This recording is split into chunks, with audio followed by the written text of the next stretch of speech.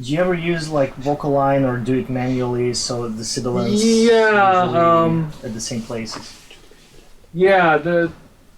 I do it on much more modern records, but there's a lot of reasons. Like messy doubles sound bigger, but if you got like lots of harmonies, especially if a singer has to sing like in a different octave, they can't finish the notes the same.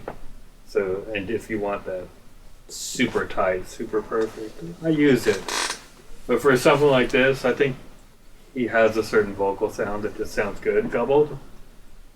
But I mean, there's a lot of reasons why I probably ended up like this. If you hear the two, the brightness on the main lead vocal feels kind of like a single vocal, which he always wants to sound. He's very proud of his voice, and he wants it to feel like a single vocal, but with all the big effects and the warmth on the low vocal, it feels kind of larger than life.